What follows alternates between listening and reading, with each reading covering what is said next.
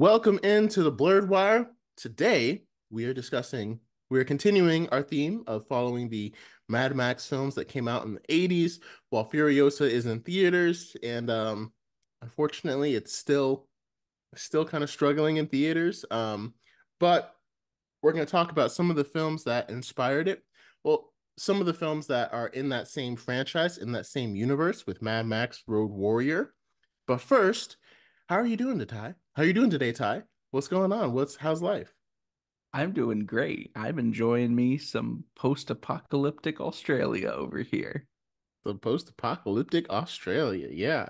So, like I said, to me, like some of the most interesting things about covering these movies back in the 80s right now is looking at how is Furiosa doing at the box office, just following it, like with this whole, because the entire feels like this entire year has been a slump.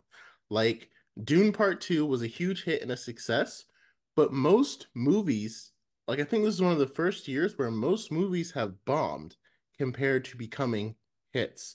Like some movies have barely made back their budgets, and for the most part, I mean, Madam Web bombed, The Fall Guy bombed, Furiosa's at 144 million and its budget is 168. And it's like every passing day, every passing weekend, it's like I don't think it's going to end up, even getting to 300 million. And his break even point is closer to 400 million.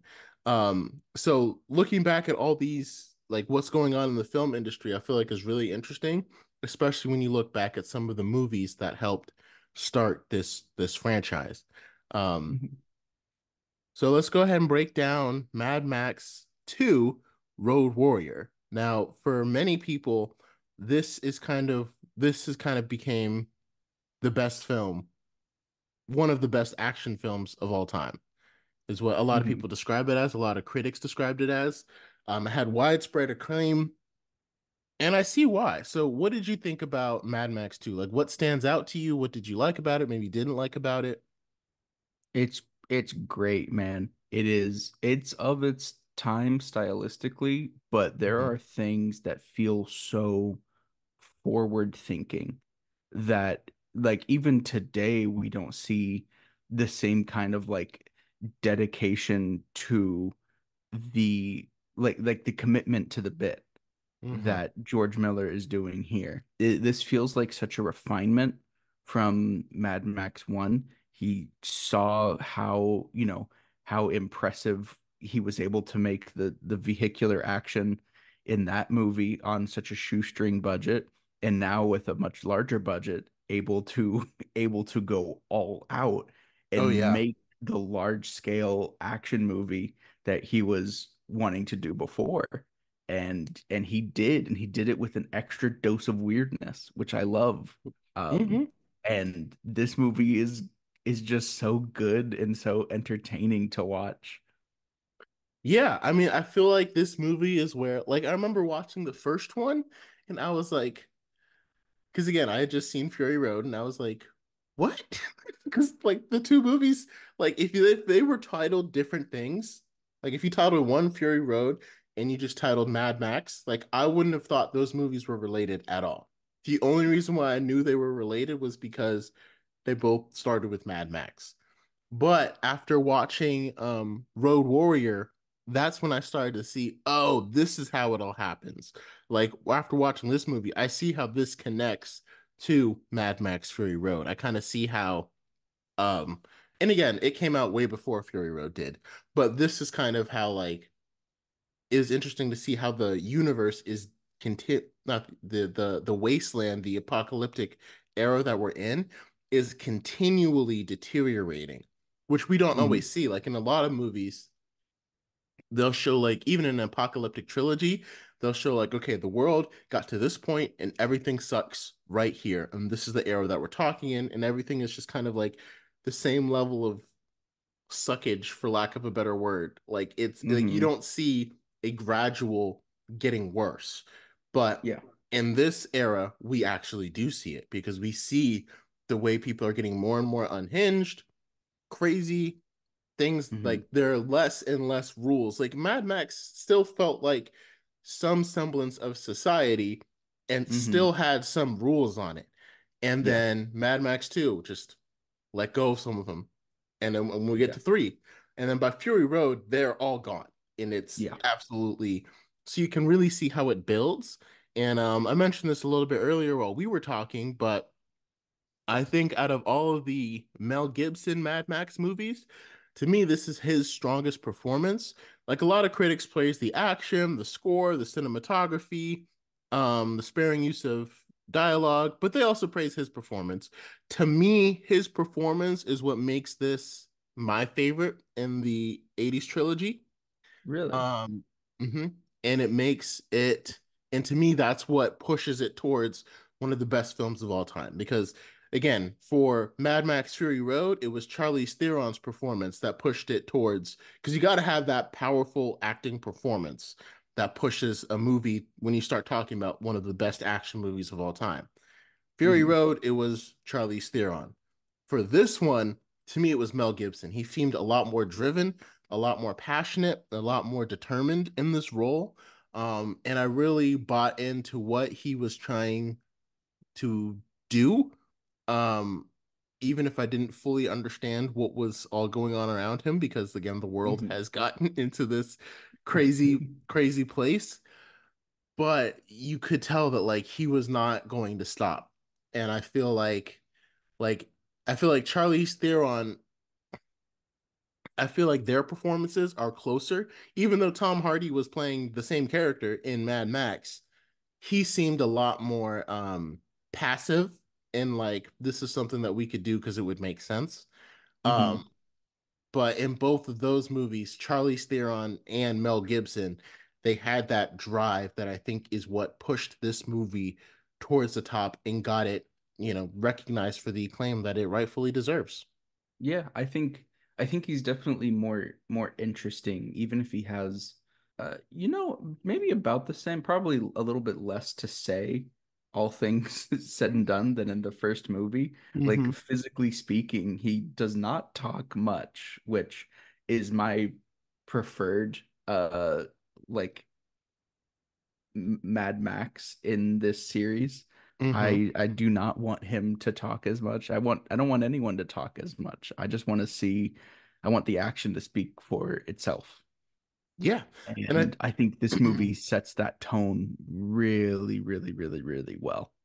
hmm And I think like, you compare it to other action movies, compare it to other, car action movies specifically, and obviously the biggest franchise that comes to mind is the Fast and Furious franchise.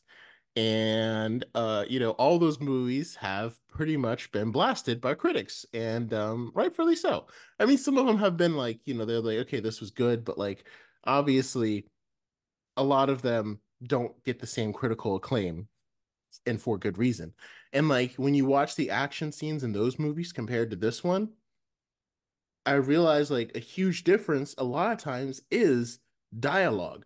Like stuff is still happening, but it feels like in like the Fast and Furious movies, they have to be describing what's going on to the audience at Hmm. the same time.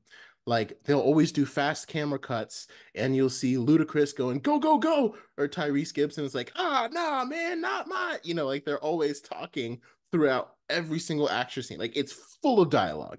It never Hmm. just lets the action just speak for itself because you Yeah. can't do that with this franchise because the action is not um dynamic enough to speak for itself. You got to have the dialogue in there to like keep people engaged and make it seem witty, and that's why it's like they don't shut up throughout the entire movie. They're always constantly talking.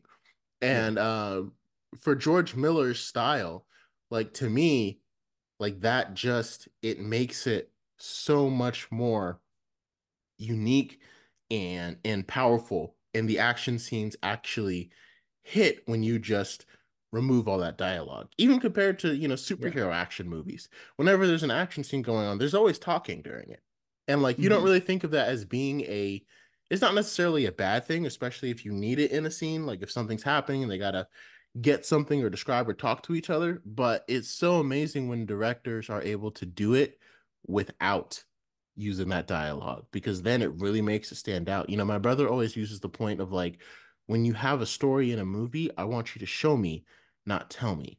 You don't need to Hmm. tell me what's happening. You need to show it to me so that way I can see it. And I feel like that's the difference between this action movie and most others, because George Miller is able to show it to you through sound effects, through cinematography, but he doesn't have to use words to tell you what's going on. Yeah, I think it's especially interesting when you take that and you compare it to kind of like big action films that came out around the same time. So think from the other 80s action hits like Die Hard, like Escape from New Mm. York, like Predator, like even Indiana Jones. Those came Oh out in yeah, the yeah. 80s. Hmm. Um, those movies had either like witty like lead characters or lots of like dialogue and communication like a lot of like Charismatic characters, very yeah. charismatic, thank you, Hmm. yeah, very charismatic like action heroes. Max is not Nope. charismatic in this movie. Dude just seems like a little PO'd all the time, and like he just wants to get his gasoline. Or Yes. excuse me, gasoline. He just wants to get some gasoline. Like that's all he wants. And in that Hmm. way, it doesn't feel like it feels not as influential, but it is so much more interesting than to me going back and watching it like 30, 40 years later, after the fact, to go back and watch this movie and see how, alternate timeline where that was the influential like main action hero, very silent, very just focused on the visuals. And I think it holds up to me better as a film because of it, Hmm. because it's so much more unique. It feels a little bit less of the time because of it. There's definitely some trappings that make it feel like an 80s movie, but because it's so distinct from everything else, I can understand the hype around it more as to why it became such a beloved and praised action movies, where a lot of other films in the genre zigged. This one is zagging and becoming the monolith that it is. Agreed. And I think, in you think for like even if you look back to the 80s, more action, even if you branch over into sci-fi and space opera. I mean, look at Star Wars, look at Han Solo. Like, would Star Wars have become that trilogy? Do you think it would have become as big as it did if they didn't have Harrison Ford doing the charismatic Han Solo? Like, that's part of Hmm. what helped launch those franchise. And it feels like some movies and some TV shows can kind of like live or die on the dialogue. Like Madam Web definitely died on its dialogue as well as other things. But like, dialogue can make, obviously it's a huge part of the story because that's how humans talk to each other and connect to each other. But Hmm. if you craft a movie that doesn't require dialogue to connect with somebody, that's what separates it and puts it in a whole new category.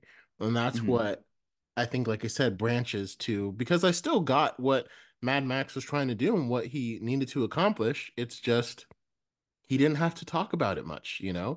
And I don't think I realized how much, like, it wasn't until I saw Furiosa that I realized how much characters don't really talk in these movies. Hmm. Because, like, again, all of them have such high octane action throughout the entire movie. You don't Hmm. even really notice that much, that there's not much conversation happening. But because Furiosa is slightly leaning more towards character study than it is like nonstop action, the Right. silence kind of hits a little bit differently. And it's kind Yeah. of like, oh wow, there's actually not a lot of dialogue on this. Like, I think I've said more about this movie than Anya Taylor-Joy said in the entire movie. Yeah. Like, I think and you start to realize that because there's just not a lot of conversation in it. And again, it's not the same, nonstop action as these other movies do. And so I think it was a genius decision on George Miller, and it's one of those things that's like he's the only one who I think has really done it to success. And as far as like limited dialogue kind of action style, And I don't think, because I can't think of another movie that has done it or done it so well that it gets the acclaim as these two movies, you know? I think going back, I'm really enjoying this project of being able to go back and watching the original Mad Max films now Hmm. after having seen Fury Road and Furiosa, because to me, I feel like George Miller, his style, I wish was more influential to big blockbuster action movies. Like Hmm. I feel like they went more the way of an Indiana Jones or a Star Wars Exactly. with a very charismatic a Harrison Ford type. And while that's fun, I also wish there was more of an influence on these silent, almost silent, just like action driven blockbusters that makes me appreciate what he's doing all the more because George Miller isn't necessarily the most variety director in everything he does, but he has a vision and he keeps trying to perfect that vision. And I Hmm. feel like every movie that I see of his, I can see in one way or another, he's refining a different aspect of what he wants to make. And I can see through this original Mel Gibson trilogy the kind of the Frankenstein pieces that he then takes away to create the monster that is Fury Road after the fact, like the climactic action sequence of Road Warrior, where we've got the oil rig driving Mel Gibson driving the oil rig and the group of raiders like driving after him and the rigged like fight like that was so great and so unlike anything that came out around the time. And to me it's so cool to see the inspiration for the similarly led action sequences in Fury Road. And it makes me want to go back and rewatch Fury Road again after all of this, just to see where the inspiration started and how he evolved it further. Because just off the top of my head, like he just turned everything up to 11 Hmm. after it. And it's so great to see the origins of it. And I think you hit it spot on. First of all, when you said like that he was trying to perfect his vision, like to me, this was him getting there, right? Hmm. Right? Because again, I think Mad Max 2 is a fantastic movie, and I think it stretches beyond its genre. Like Mad Hmm. Max was like it feels like it belongs in the 80s. It is an 80s movie. But Mad Right. Max 2 goes beyond that. Not Yes. like it's you can still tell it was made in the 80s, obviously, but it goes beyond that. And to Hmm. me, Beyond the Thunderdome, I didn't think it was bad, but I don't like if we're just talking about based upon how good Mad Max 2 was, it felt like a slight step back. But I feel Hmm. like Fury Road, that was where he perfected his vision because Hmm. that's where he saw what worked, what didn't, and brought all those elements together and made a film that's going to stand the test of time. And I Hmm. think 30, 45 years from it, maybe we'll still be talking about Mad Max 2. I hope so. But I definitely think we'll still be talking about Fury Road. And I definitely think people will still be coming over and coming to your house, having a party, and watching Fury Road and talking about it like with some of the movies that are coming out 20, 30 years from now. And I think in that vein, we could still do the same thing with Road Warrior. Like I Yeah, feel confident in the action that I could still like, yeah, let's come over. Let's just kick it and watch Road Warrior because let's it's just check that it good. out. Yeah, and like I love how you mentioned that like while people talk about Mad Max 2 and Fury Road as some of the greatest two action movies ever, and those are from the same franchise, which doesn't really happen that often. People don't quote they don't quote like Die Hard 1, 2, and 3 and 1, 2, and 2 as the best action. Like they talk about the first one as like one of the top action movies of all time. But nobody is trying to recreate, not even recreate, but like directors don't talk about how Mad Fat Max influenced their style, or like Hmm. studios aren't really trying to make another. Mad Max. And I'm not saying like that they should be trying to like recreate it, but again, using the same concept of an action driven rather than dialogue driven storyline, franchises and all that weirdness in the pocket, like franchises aren't really, movie studios aren't really doing that. When you look at movie studios, they all want to create the next Star Wars. They all want to create, I mean, you look at what Zack Snyder did with Rebel Moon. Even look at Hmm. Dune. Like, again, obviously Star Wars was influenced by Dune, and Dune was fantastic. But I Hmm. feel like the success of Star Wars is what made Warner Bros. Be like, okay, yeah, let's greenlight a Dune movie. You know what I mean? Like, Hmm. those are the kind of things, like that's what studios want. That's what they want to recreate. They all want to recreate their own MCU, like create a whole shared universe narrative. When the MCU, I don't think it's like no one talks about any of those movies. Like I love them, but people don't talk about them as being one of the greatest action movies of all time. And Hmm. so I think it's very interesting that you bring that up because like these are some of the greatest action movies of all time. These are themes that people could take from, and it's like, but they don't. And like Fast and Furious, like I said, is a perfect example of a franchise that's been going on for so long, and that you would think that it was kind of inspired by it, but the only Hmm. thing they have in common are cars. Or cars. And Yeah. even that's not really that, common. So I think it's very, very interesting.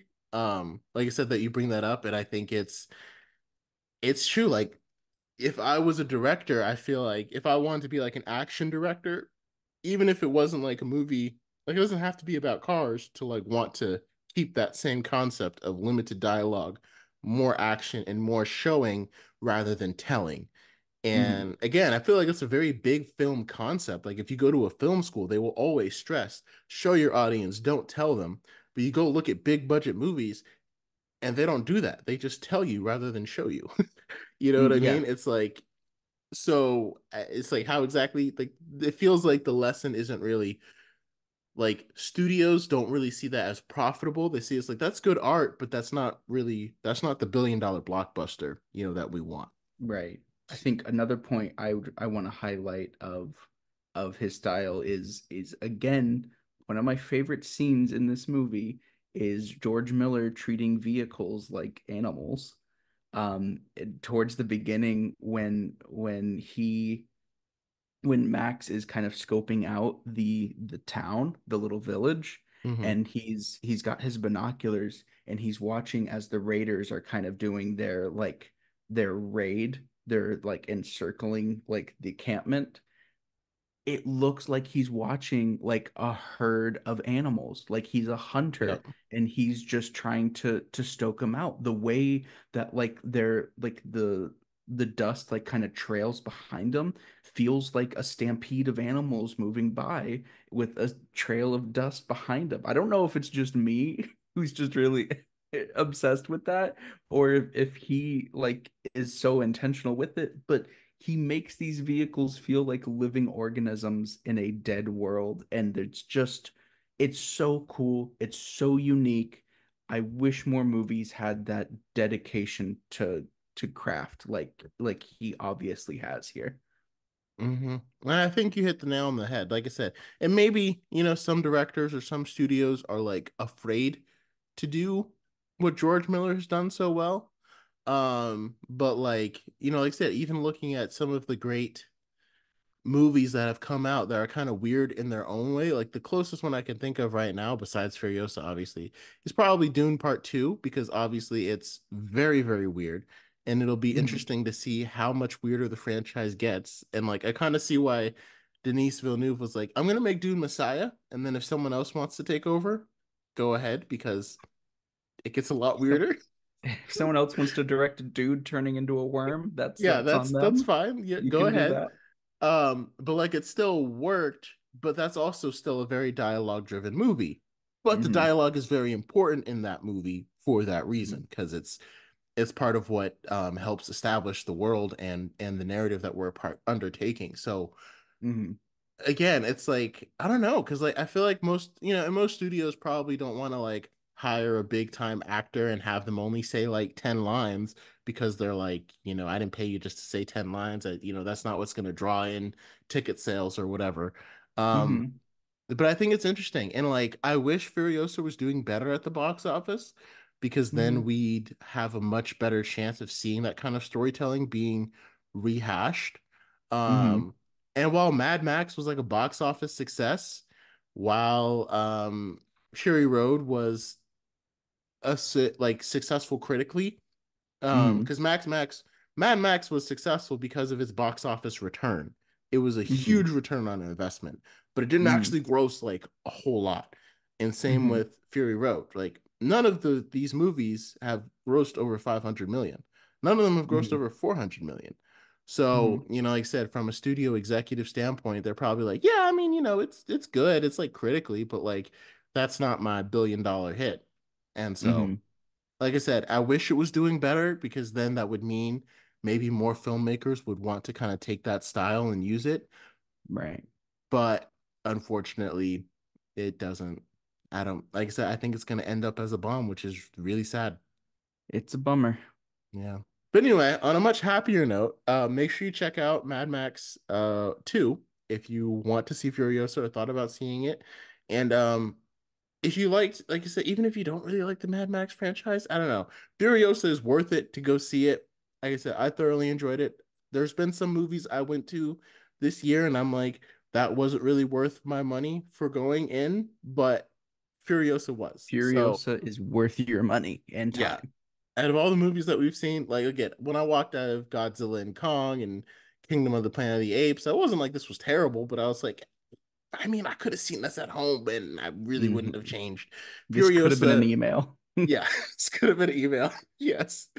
Furiosa needs to be seen in theaters. And Mad Max 2, I think, is on Prime. So watch it, check it out, and let us know your thoughts. If you liked Mad Mhm. Max 2, if you truly think it's one of the greatest action films of all time, or if you don't, if you think that it's kind of overrated, whatever your thoughts are, let us know in the Let us comments. know. And we'll see you next time. Thank you guys for joining.